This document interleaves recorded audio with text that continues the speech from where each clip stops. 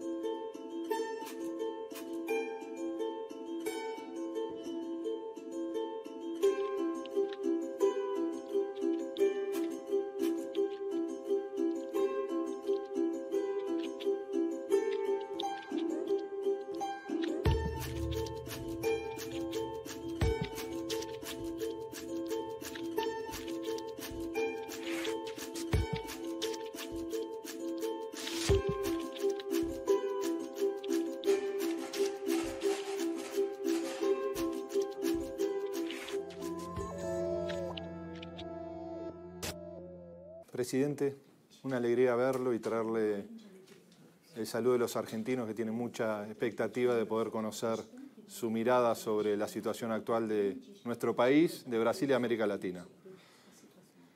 Le queríamos preguntar qué impacto piensa que va a tener el triunfo de Alberto Fernández y Cristina Kirchner en la política doméstica de Brasil. Olha, eu penso que o impacto mais desejável é que o povo argentino recupere o direito de ser feliz. O povo argentino já viveu a experiência do governo do Kirchner e da Cristina e viveu a experiência do Macri. É impressionante como, em pouco tempo, o Macri conseguiu destruir a Argentina. É impressionante. Estou fora do governo há quase 10 anos, que foi o melhor período de Argentina e de Brasil. Portanto, o Brasil, ao invés de ter um presidente que fala asneira contra a Argentina, o Brasil deveria saber que a Argentina é o país mais importante na relação com o Brasil em toda a América do Sul e que o Brasil deve tratar a Argentina como parceiro, como aliado e não como inimigo. Chega do tempo dos militares que, quando estava se construindo Itaipu, os militares argentinos falaram em construir bomba atômica, dizendo que Itaipu era para inundar Buenos Aires. Ou seja, o Brasil precisa de paz. O Brasil precisa de harmonia com a Argentina, de harmonia com todos os países, para que a gente possa, em tempo de paz, em tempo de democracia, crescer e melhorar a vida do povo que nós representamos. É isso que o Brasil precisa. E, por isso, a vitória de Fernandes significa a possibilidade de melhorar muito a relação Brasil e Argentina.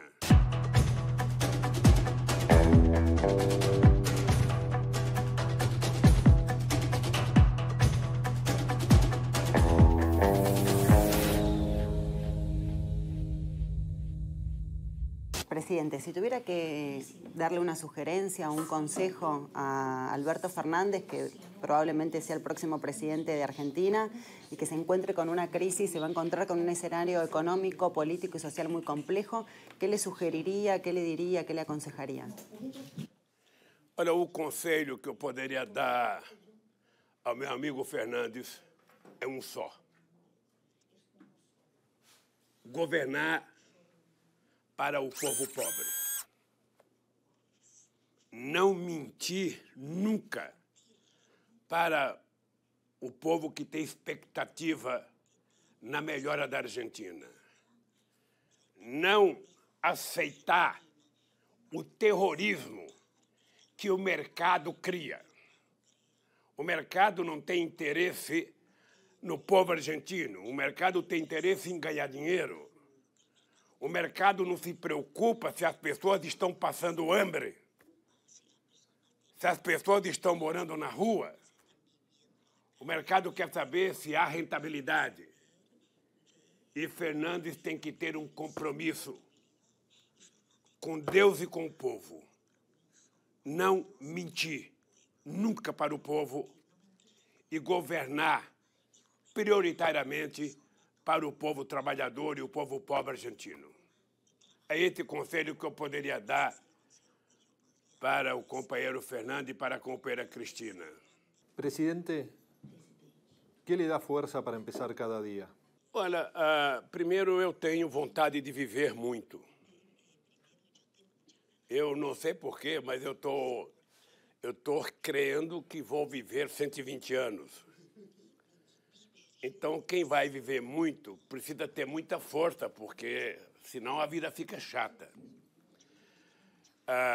E eu, Nicolas, eu sei por que eu estou aqui. Eu estou aqui condenado por um ex-juiz mentiroso, por um promotor mentiroso e canalha, e por alguns delegados que fizeram inquéritos mentirosos contra mim. Eu poderia não estar aqui. Eu poderia ter saído do Brasil.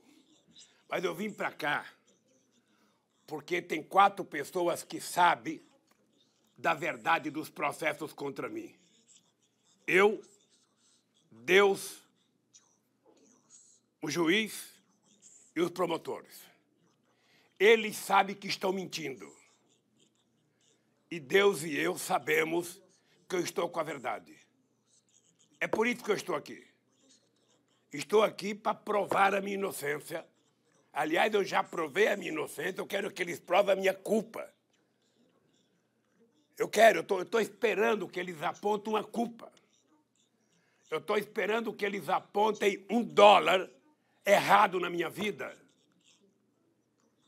Ou seja, na verdade, o crime que eu cometi neste país foi provar a uma elite brasileira politicamente canalha que é possível o povo pobre comer filé e contra filé, que é possível o povo pobre viajar para Bariloche, para Buenos Aires, para Miami, de avião, que é possível a pessoa ter uma casa, que é possível a pessoa entrar na universidade, que é possível a pessoa participar de uma escola técnica, de que é possível a pessoa ter acesso à cultura, ao lazer, de frequentar um teatro, um cinema, um restaurante.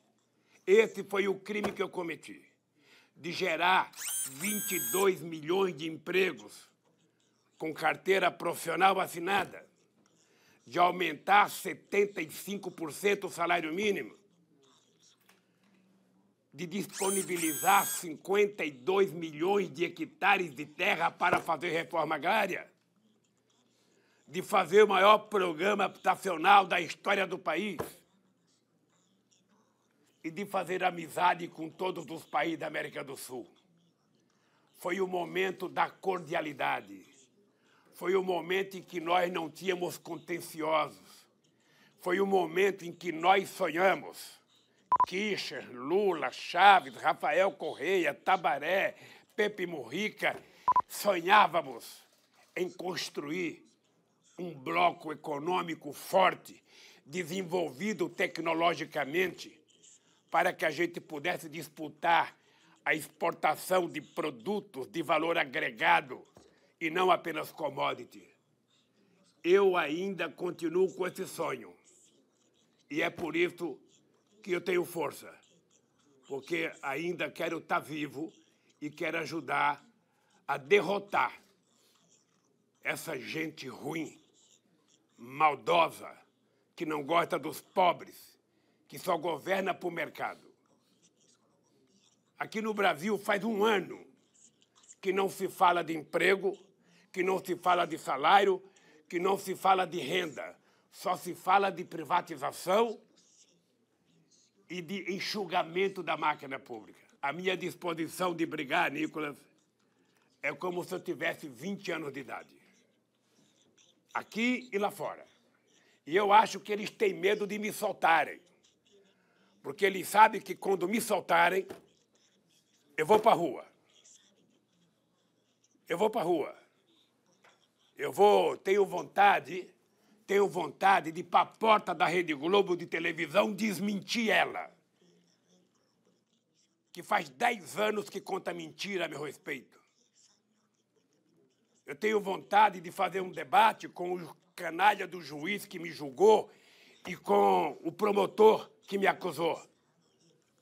Que eu quero que eles digam aonde eu errei. Então é por isso que eu tenho força. Porque quem tem a verdade não tem que ter medo. Quería saber si usted confía, cree en la justicia brasileña, en las instituciones, ¿no? En general.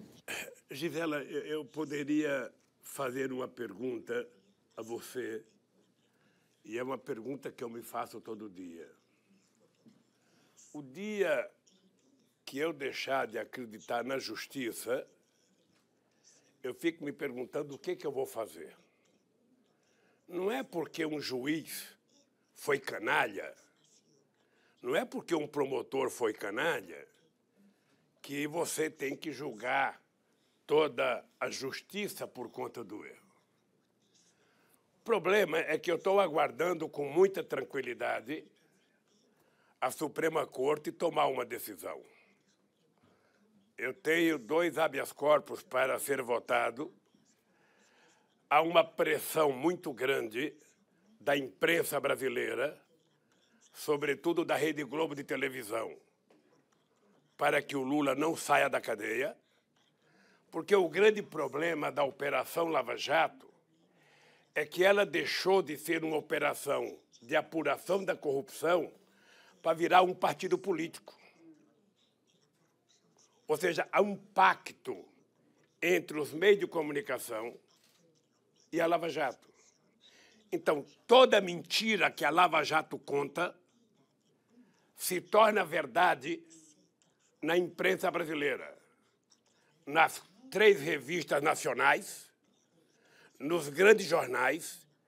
A Lava Jato tinha jornalista em cada jornal, em cada revista, que recebia preferencialmente as informações antes dos advogados de defesa. E ainda continua. Você deve estar acompanhando, lá na Argentina, a divulgação do blog Intercept, que descobriu a podridão da Lava Jato. Para a grande imprensa brasileira, não existe a Intercept. Nenhuma denúncia feita pelo Glenn é divulgada pela grande imprensa. Domingo agora houve uma denúncia muito séria das mentiras dos procuradores, do delegado de polícia e do juiz Moro com relação ao fato de eu aceitar ser ministro da Dilma. A mentira é a coisa mais grave até agora e a Rede Globo de televisão não disse nada. A Record não disse nada. O SBT não disse nada. Ou seja, a imprensa não consegue se desvincular da Lava Jato. Porque na hora que o Lula for solto, uma parte da Lava Jato estará desmoralizada. Porque até agora só contaram mentira contra mim. Só contaram mentira. E eu estou com muita sede de vontade de, em liberdade, desmoralizar essa gente. Presidente, la mentira repetida y amplificada termina transformándose en estas sociedades en una verdad, que termina condicionando a la sociedad y su voluntad democrática. Uno lo ve en lo que fue el no a la paz en Colombia, el Brexit y la propia apertura del Brasil al neofascismo con Bolsonaro. ¿Cómo se enfrenta a eso? Não, e a eleição do Trump, que parece que é uma espécie de simbolismo, sabe, da chamada Primavera Árabe. Eu não sei se você tem noção, a Primavera Árabe começou no Egito, sabe, derrubaram o presidente que deveria cair mesmo, porque era um ditador, elegeram o Morsi, e aí, com pouco tempo, tiraram o Morsi, e quem está governando? Uma junta militar. E não tem mais protesto.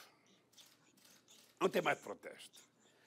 Ou seja, nos Estados Unidos, parece que muita gente que vota nos democratas também em protesto não foi votar. E ganhou o Trump. Aqui no Brasil, nem o Bolsonaro acreditava que ele pudesse ganhar as eleições. Eles tinham certeza que se eu fosse candidato, eu ganharia as eleições na primeira volta. Então, o que eles fizeram? Eles me prenderam. E me proibiram de ser candidato. Aliás, nem me deixaram votar. Porque agora o golpe militar não precisa mais matar. Não precisa mais militares. Segundo a teoria do lawfare, é utilizar a justiça. A justiça e a imprensa. O Moro construiu um pacto com a imprensa. A imprensa, ela condena as pessoas antes do julgamento. A pessoa não vai mais num restaurante, a pessoa não sai mais de casa, a pessoa, sabe, o filho é perseguido na escola. É por isso que eu resolvi resistir. Por isso é que eu desafio cada juiz, cada promotor, cada delegado. Apresentem uma denúncia verídica contra mim.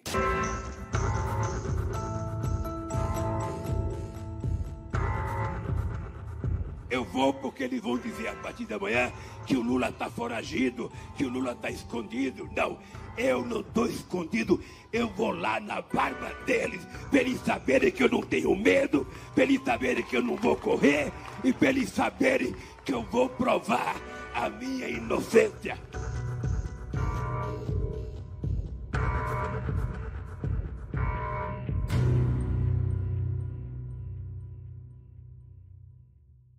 Pero ¿cómo se desarma esa estructura entre los medios, la justicia? ¿Cómo se desanda ese camino? Eu duvido que tenha no Brasil um presidente que defenda mais a liberdade de imprensa do que eu. Duvido. Nunca fui almoçar ou tomar café com o dono de um jornal de televisão para pedir um favor. A única coisa que eu quero e que faço questão é que eles existem para bem informar a sociedade e não para mentir para a sociedade. Não para construir mentiras. E aqui no Brasil foi construído muita mentira. Se você levar em conta que o principal jornal do Brasil da televisão, num período de uma pesquisa feita por uma professora da Universidade Federal de Minas Gerais, em pouco mais que um ano, tem 80 horas no principal jornal dessa televisão, falando mal do Lula. E, ao mesmo tempo, tem mais de senhora transformando o juiz mentiroso em herói.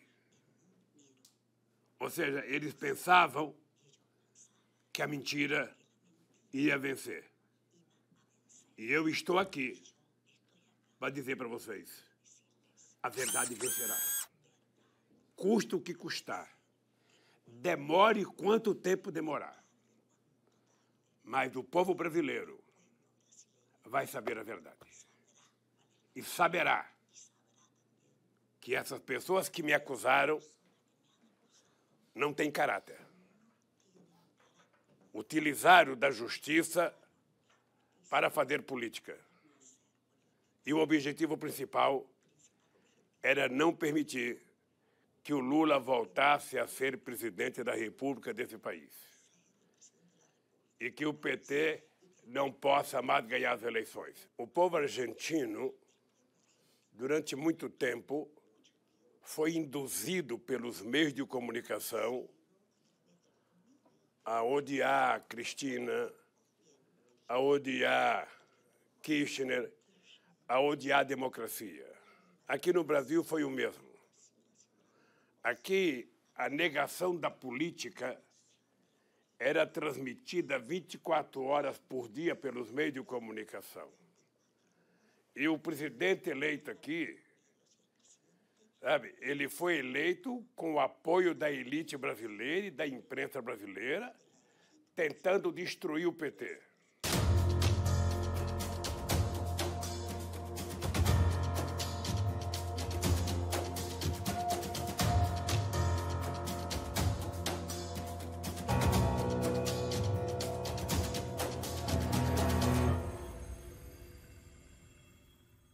Presidente, en el 2007, cuando charlamos en el Instituto Lula, le preguntábamos si usted imaginaba, cuando dejaba la presidencia, si se podían vivir tantos retrocesos en Brasil. Nos dijo que no. ¿Hasta dónde piensa que puede llegar hoy la degradación institucional y política de Brasil? Nicolas, eu fico assustado, porque eles transformaram o desmonte dos direitos trabalhistas, da Previdência, em conquistas. Ou seja, nós temos hoje no Brasil mais de 40 milhões de pessoas trabalhando na informalidade. 12% de desempregado, 4 milhões de pessoas que já estão totalmente desalentadas.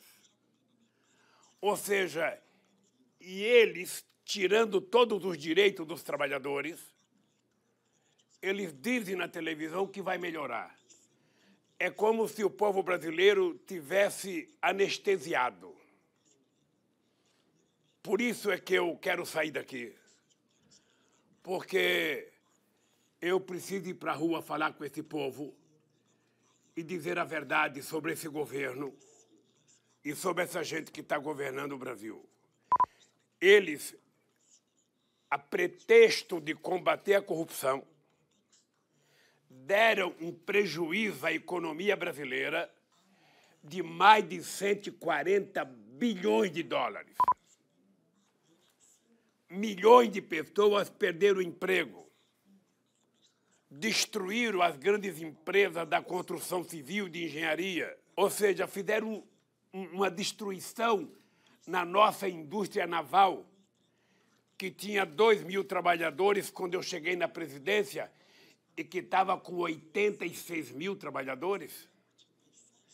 Nós agora estamos contratando sondas para extrair petróleo, 12 sondas por 30 bilhões. Quando a gente poderia fazer no Brasil, gerar emprego e distribuir renda. Aqui no Brasil, o processo de privatização está pior do que o que o Menem fez na Argentina. Essa gente não está governando o Brasil. Essa gente está vendendo o Brasil. É ódio. Ódio contra a América do Sul, ódio contra a América Latina, ódio contra a África e lambendo botas do governo americano. E aqui, parece uma coisa como se fosse uma febre amarela, como se fosse uma doença sem cura. Ou seja, não tem uma palavra de otimismo a essa população. Não tem uma palavra falando de emprego, falando de salário, falando de renda. É só bobagem o dia inteiro. E ofende o povo argentino, e ofende o Fernandes, e ofende a Cristina, e ofende a Venezuela, e ofende a França, e ofende todo mundo. Ofende a Michelle Bachelet, ofende a democracia. Ou seja, esta semana, o filho desse presidente disse que não é possível consertar o Brasil na democracia. O que ele quer dizer? É preciso que haja um regime antidemocrático? Hitler falava isso. Mussolini falava isso. E quantos ditadores falavam isso? Você lembra... No tempo do Menem, no tempo do ministro da Economia, Cavallo, que vivia em Washington bajulando o governo americano e a Argentina caindo. No Brasil era Fernando Henrique Cardoso e Malan. Ou seja, quando nós resolvemos não menosprezar os Estados Unidos, tratar com respeito os Estados Unidos, mas tratar com muito mais respeito e com prioridade os nossos parceiros. O Brasil, para o Brasil estar bem, a Argentina tem que estar bem, o Uruguai tem que estar bem, o Paraguai tem que estar bem, o Equador, a Colômbia, o Peru, o Chile, todos os países têm que estar bem, porque quando todos estiverem melhor, será melhor para todo o povo da América Latina. Porque pobreza não permite distribuição. O que permite distribuição é riqueza, é conhecimento. E é por isso que nós tratamos com muito carinho a nossa integração com a América do Sul e com a América Latina.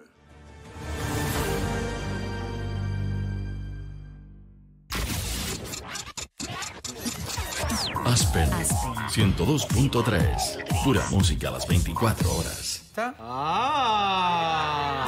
Mirar el show del problema está más bueno que comer dulce de leche a cucharada. Un poquito de dulce para tanta dulzura. Un poquito de dulce para... No, para tanta amargura. Pensé que venía... Tenemos dulce de leche para todos. Con Nico, todos se enamoran de la tarde del 9. Están todos calientes, dice Laura Ufal. Dulce de leche, el bolero. Dulce de leche per tutti. Y ellos dos quedan chapando. Chicos, pasa algo acá, ¿no? No es joda. Bueno. Que viva el amor, se quedó solo Alberto. Está confundido. Bueno, está bien. Está bien, chicos, que viva el amor. Acá siempre cualquier muerto lo resucitamos desde el amor. El show del problema. De lunes a viernes a la 1:15 de la tarde. Por el 9. De lunes a viernes, las chicas se empoderan con Confrontados. Mirta considera que la gente quiere saber todo. Hay gente que no quiere contar. Estoy fascinado con este tema, con Verónica lesbiana. Estoy fascinado con esto. No tenemos sexo, dice. ¿Existe la amistad entre la mujer y la mujer? Es difícil porque tenés que a la vez hacer todo esto. Salma, no. Mirta. Lo de Mirta no está confirmado, lo estamos tratando de chequear. Tal vez sea tiempo que Mirta se guarde en el closet de una vez. Qué malos son ustedes. Confrontados. De lunes a viernes a las 3 de la tarde por el 9. Tardes para el asombro. Un camión se queda sin freno, se lleva repuesto uno de los autos, todo en realidad. Toda la cola de autos hasta todo, el peaje, absolutamente todo. Aplasta a un auto. Donde está Agustina, que la verdad volvió a nacer, digo, porque uno ve las imágenes. Gracias a Dios, Agustina está bien. Bienvenida al mundo, Agustina. La verdad que no lo puedo creer. Lo que me salvó fue la postura que manejo, medio inclinado, ¿viste? Como las viejas. Cuando sentí el impacto, yo me tiro para el lado del acompañante. No sabía lo que era hasta que salí. Todas las tardes, de lunes a viernes a las 4 por el 9. Es complicado tratar de verse bien en este ritmo los que no bailamos, voy a hablar por mí, los que no. Lo que dije, me costó el 0, por eso me enojé. Digo, en otro ritmo sí ponemos un 0, pero un 0 es falta de respeto. Parecía una mudanza de bajo presupuesto cuando la levanta, cuando baja la escalera. Nada que vos digas, esto lo rescato, el principio, el final. Nada. La previa, algo. Nada. Cero. Rescato de Florencia por lo menos que se rió, pero vino y se sintió incómoda cuando se rió. Hay que ver. De lunes a viernes a las 5:15 de la tarde. Por el 9. Beto es el conductor más completo. Bendita llegó para traerles toda la televisión. Para el show, Bendita no repara en gastos. Estamos convenciendo a los de arriba para que nos produzcan el disco cantado en inglés. Ay, a ver. En un perfecto inglés.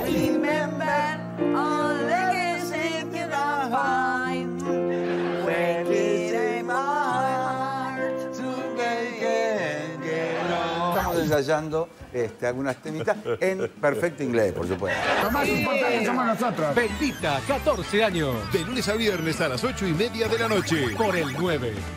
Está donde tiene que estar. Yo le digo a los políticos que no se pierdan esto, de estar en contacto con la gente, somos todos iguales. Nos tratan de negro, de extranjero que hacen aquí, pero si tuviéramos un trabajo digno, no estaríamos acá. Y te acompaña escuchando todas las voces. El gasto social en la nación es más del 75% del presupuesto. Son 2 billones de pesos. Lo que comía antes mis hijos ahora ya no comen, ahora comemos fideo y arroz. Lo que tenemos que hacer es avergonzarnos de que la Argentina haya generado esa pobreza y no hagamos nada por resolverlo. O me das esto o me levanto y acampo, digamos. En una reunión... Hoy fue una reunión extorsiva. Y hoy fue una reunión en esos términos. Que gobiernen para todos, no solamente para un sector. Yo me llevo una experiencia muy al corazón. Nada personal, con Viviana Canosa. De lunes a viernes a las 11 de la noche por el 9.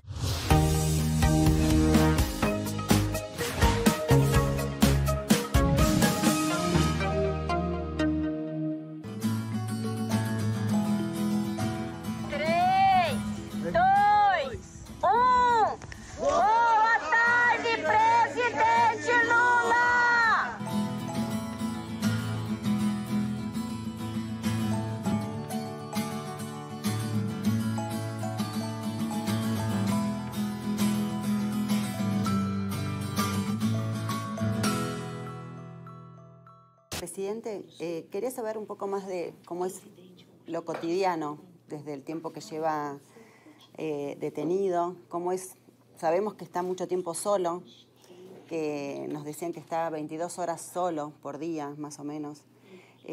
¿Cómo es ese tiempo solo? ¿Cómo es un día? ¿Qué hace? ¿Cómo son los días? ¿Cómo pasan los días acá? Eu passo o dia talvez melhor do que Pepe Mujica, quando estava na solitária, lá no Uruguai. Eu estou numa solitária, eu recebo os meus advogados, que vêm todo dia aqui, e a família que vem, um irmão e os filhos, uma vez por semana. Tá? Então, eu assisto muito pendrive, que eu recebo dos meus amigos sobre as novidades políticas do Brasil e do mundo. Eu, embora não esteja presente, eu participo das reuniões que acontecem no Brasil inteiro, que o PT participa, que a CUT participa. Eu recebo reunião que tiver em Buenos Aires, que o PT estiver presente, eu recebo um pendrive e assisto a reunião. Eu assisto muito debate, leio mais do que já li na minha vida. ¿Está leyendo algo particular? Leio. Estou lendo muito sobre o Brasil, muito sobre economia. Estou muito interessado em ler sobre a relação Brasil-África, sobre a escravidão aqui no Brasil. E leio outro tipo de livro. Eu recebo muitos livros. Então, eu fico impactado com algumas coisas. Ou seja, a escravidão me impressiona demais. O que aconteceu nesse continente durante mais de 300 anos. E o desprezo que a elite latino-americana tem pelos negros, que prestaram tanto serviço para esse país. É por isso que, quando eu estava no governo, eu tinha uma preferência pela América do Sul e pela África, porque eu achava que o Brasil deveria criar novos mercados, novos parceiros, e que a América do Sul, eu não sei se você percebeu, que não tem nenhum país altamente desenvolvido da América para baixo. Toda a América Central, todo o Caribe, toda a América Latina é pobre. Só os Estados Unidos e o Canadá são ricos. E me parece que eles trabalham para a gente continuar pobre. Será possível que em 500 anos a gente não conseguiu criar uma Holanda, criar uma Dinamarca, criar, sabe, uma Noruega, uma Finlândia aqui na América Latina? Será possível? Ou seja, porque há um trabalho de não permitir que na América Latina tenha nenhum governo progressista que trabalhe a ascensão do povo pobre. Na verdade, eles não têm interesse. Durante quantas centenas de anos, a teoria na América Latina era que o Brasil era inimigo de todos os países fronteiriços, sabe? Que era preciso ter medo do Brasil. Eu lembro que, quando eu cheguei no governo, muita gente tratava o argentino como se fosse uma questão de piada, sabe? E eu achava que nós tínhamos que respeitar, parar de contar xistes sobre o povo argentino e tratar com respeito. E acho que nós conseguimos.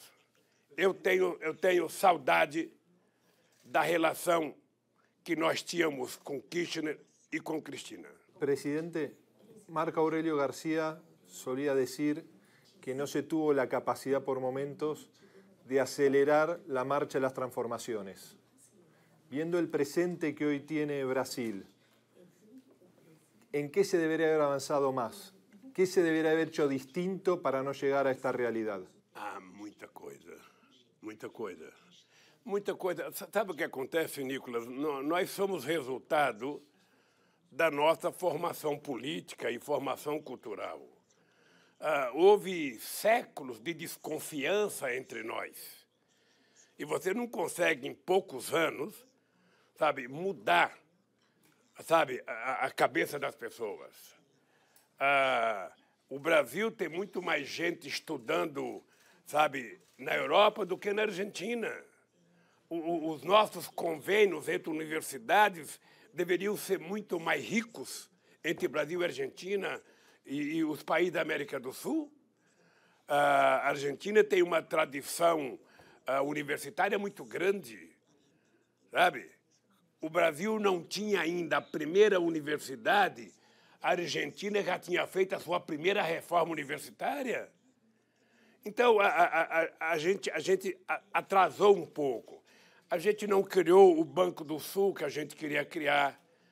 A gente poderia ter criado mais instituições multilaterais entre nós para dificultar que qualquer governo pudesse mudar as coisas, como eles estão mudando agora. A relação entre Estados, ela não tem que depender dos governos. Sabe, a relação de Estado é uma coisa muito sólida. Pode ser governo de direita, de centro, de esquerda. A relação entre dois Estados ela tem que ser perene, duradoura. Sabe? Então, eu acho que nós não conseguimos fazer isso. construímos uma belíssima amizade. Eu não esqueço nunca, o Chaves me dizia que quando ele era professor na Academia Militar, a aula dele era para falar mal do Brasil, que o Brasil era inimigo da Venezuela, que era preciso tomar cuidado com o Brasil. Quem é que orientava? Era orientação americana. E assim valeu para todos os países da América Latina. Então, eu acho que se a gente pudesse voltar no tempo, e não é possível, eu acho que a gente ia fazer muito mais do que fizemos. Muito mais. Não ficar cedendo a pressões mesquinhas de grupos econômicos, mas ceder apenas à pressão dos interesses populares de cada cidadão da Argentina, do Brasil, da Colômbia, do Equador, sabe? Nós poderíamos ter feito mais. ¿En qué siente que se equivocó, si tuviera que hacer una autocrítica de su gestión y qué repararía de eso? Olha, deixa te dizer uma coisa. Você sabe que aqui no Brasil tem uma coisa que virou moda. Todo mundo quer que o PT faça autocrítica. É impressionante. É impressionante. Eles governaram durante 500 anos.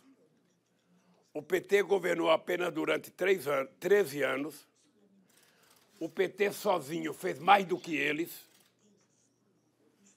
Só para você ter ideia, em 8 anos de governo, eu fui o presidente que mais fez universidade na história do Brasil.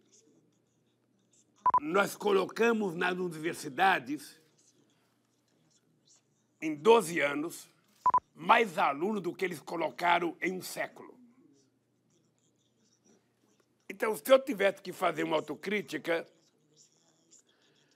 eu ia me olhar no espelho e iria dizer a mim mesmo: Lula, por que você não fez mais? Por que não melhorou mais o salário do povo? Por que não fez mais universidade? Por que não gerou mais emprego? Sabe? Por que não fez mais assentamento da reforma agrária? Era essa a autocrítica que eu ia fazer. Fazer mais.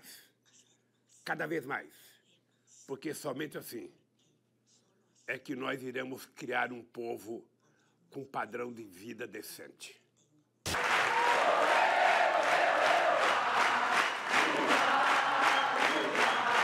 Apesar das nossas diferenças, nós hoje estamos convencidos que não existe saída individual para nenhum país.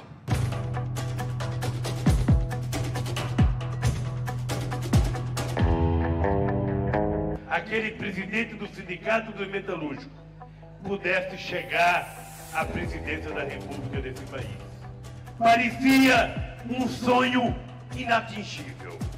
Parecia uma coisa impossível, porque a política no Brasil era feita para doutores.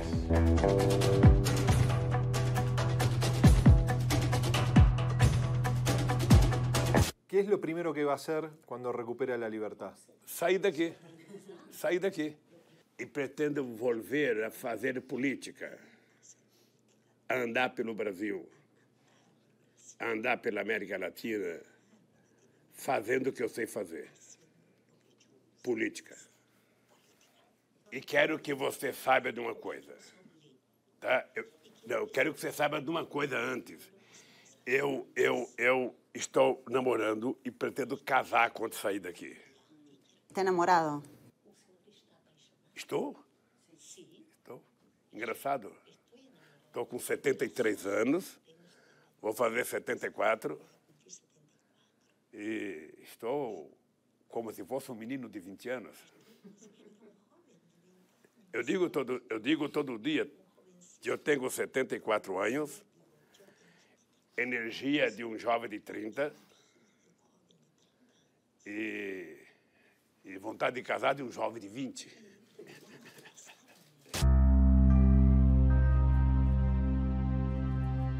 Não é todos os dias que se encontra uma das figuras mais significativas do século XXI e a pessoa que, por direito, devia ser o próximo presidente do Brasil.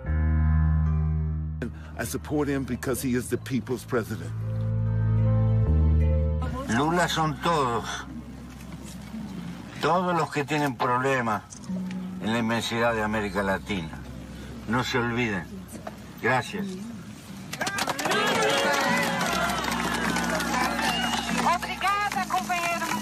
¿Quiénes le gustaría que lo venga a visitar que todavía no haya venido a verlo? Você sabe que é difícil dizer quem que eu gostaria, porque a visita a um preso político não tem convite. O preso não faz uma lista de convidados como se fosse num casamento. Ou seja, aqui as pessoas vêm porque querem vir. Eu te confesso que eu fiquei muito feliz, mas muito feliz com a visita do Fernandes.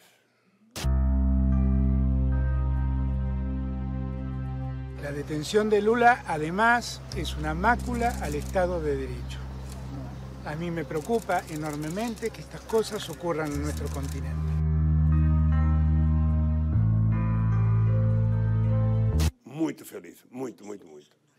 Eu acho que foi uma atitude dele que cresceu muito, Eu já tinha respeito por ele e cresceu muito o respeito pela coragem dele. Sabe, a vinda do Pepe Mujica, com mais de 80 anos, é sempre interessante. O Dualde veio aqui também já um pouco doente, me visitar. Então, eu sou agradecido, mas eu não posso dizer. A semana que vem vou receber o Chico Buarque aqui. Ele vem junto com o Esquivel, sabe? É sempre muito bom. É pouco tempo, é só 1 hora de visita, sabe? E eu falo muito, então...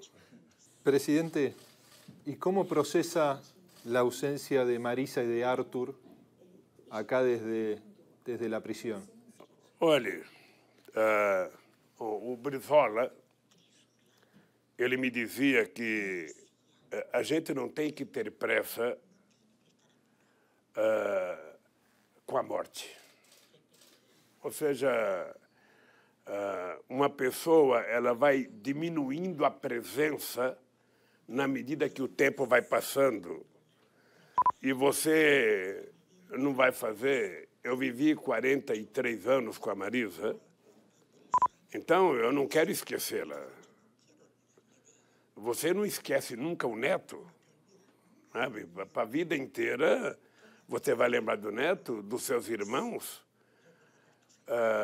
O que é importante é que você tem que ter clareza que, apesar da morte, você precisa lembrar das coisas boas e tocar a vida para frente. Sabe? Eu sou um homem que gosto da vida e, embora já tenha 73 anos, eu ainda quero viver intensamente a minha vida. Eu gosto de viver, gosto de fazer política, sabe? E é isso que eu sei fazer. E se você namora e está apaixonado, você vai fazer política muito mais prazerosamente. Você vai estar sempre com um sorriso no rosto quando você estiver conversando com as suas pessoas. Bueno, el amor ocupa un lugar central en su vida, entonces, en todo sentido. Eu sinceramente, não sei se um ser humano é capaz de sobreviver sem amor. Eu não sei. Eu, sinceramente, não sei. Eu acho que o ser humano precisa do amor para ele viver, para ele ter força, para ele ter motivação, sabe? E não é só o amor na sua relação pessoal, é o amor ao seu povo, é o amor ao seu país, é o amor à causa. Sabe? É o amor à causa, ou seja, quanto mais eu leio, sabe, sobre a história do Brasil, quanto mais eu vejo as injustiças que se fez nesse país, Mas eu tenho vontade de lutar. Mas tenho vontade de lutar. Eu acho que se eu conhecesse o tanto de história que eu conheço hoje, há 50 anos atrás, eu teria virado um revolucionário. Por não saber, eu virei um político, um democrata, sabe? E a diferença é que eu tenho lado.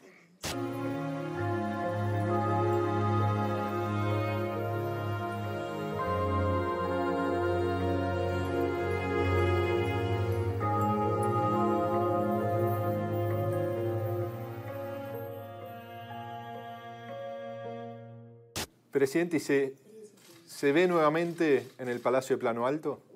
Olha, essa pergunta só Deus pode responder. Eu, na verdade, tenho consciência que o meu papel agora é contribuir para que outras pessoas, sabe, mais jovens do que eu, com mais energia do que eu, com mais vontade do que eu, com mais vontade eu não acredito, mas outras pessoas, o Brasil tem muita gente boa, sabe, tem vários governadores interessantes, tem gente nova na política. Eu espero que o Brasil não precise de mim.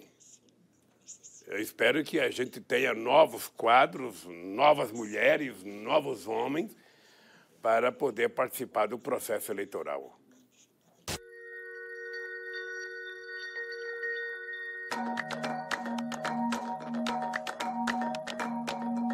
Presidente, ¿qué mensaje le daría al pueblo argentino y a los latinoamericanos como despedida de esta entrevista?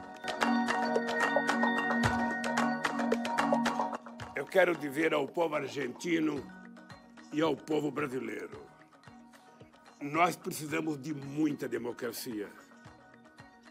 E em democracia, as instituições que garantem o funcionamento do Estado têm que ser sérias, têm que ser compostas por homens e mulheres responsáveis. E que quanto mais democracia, quanto mais paz, mais a Argentina vai crescer, mais o Brasil vai crescer e mais o povo vai melhorar de vida. O povo não quer muito, o povo não quer muito. O povo quer tomar café de manhã, almoçar e jantar todo dia. O povo quer ter o direito de ter uma casa para morar. O povo quer ter o direito de poder, uma vez por mês, ir num restaurante e levar sua família para comer. O povo quer que o seu time de futebol ganhe todos os jogos no domingo.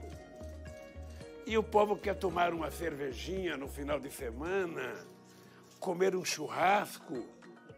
É só isso que o povo quer.